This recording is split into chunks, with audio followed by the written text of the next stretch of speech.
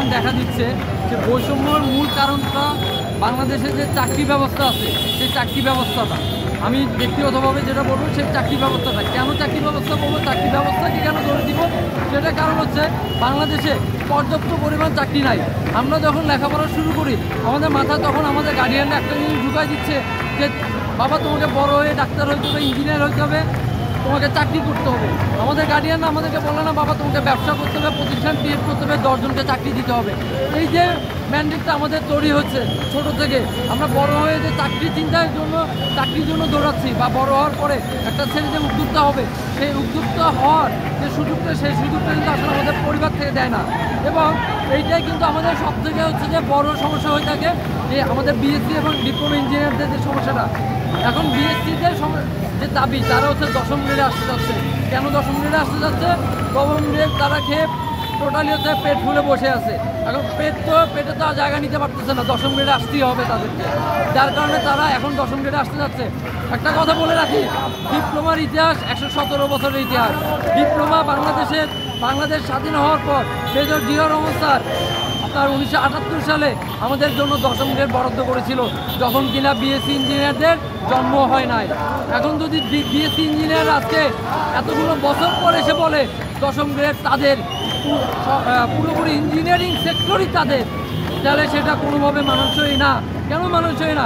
117 বছর ধরে আমাদেরকে ডিপ্লোমা ইঞ্জিনিয়ারিং বলা হচ্ছে, আমরাই ইঞ্জিনিয়ার হিসেবে বিবেচিত হচ্ছি। তাদের প্রকৌশলী ক্ষেত্রকে তৈরি করা হয়েছে বাংলাদেশে 1980 শতকের পর থেকে, যেখানে আমাদের পরে তারা এসেছিল, তারপরে তাদেরকে আমাদের উচ্চ পজিশনে রাখা হয়েছে। আমরা মানি তারা আমাদের সিনিয়র, তারা আমাদের বড় ভাই, তাদেরকে আমাদের উপরে পোস্টে তাদেরকে রাখা হয়, আমরা তাদেরকে সম্মান করি। আমাদের সাথে তাদের কোনো ব্যক্তিগত কোনো ঝামেলা নাই, ব্যক্তিগত কোনো ক্রোধ নাই, কোনো সমস্যা না। বিষয়টা হচ্ছে আমরাও ইঞ্জিনিয়ার, তারাও ইঞ্জিনিয়ার, তারা প্রসিদ্ধ ইঞ্জিনিয়ার, আমরা হয়তো বা প্রসিদ্ধ ইঞ্জিনিয়ার না।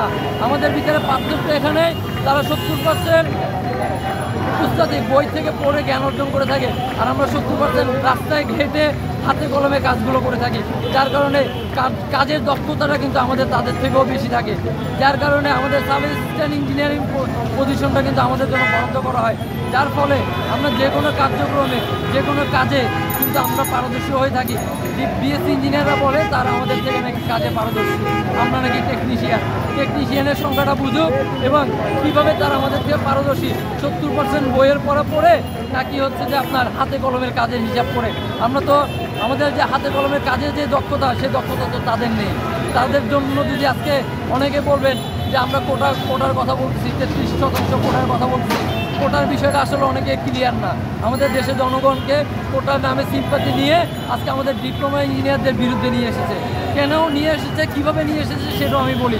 2024 সালে যে আন্দোলন হয়েছিল, সেই আন্দোলন সম্পূর্ণ কিন্তু কোটার বিরোধী আন্দোলন ছিল। যে কোটা বিরোধী আন্দোলনের কারণে কিন্তু একজন ফ্যাসিস্ট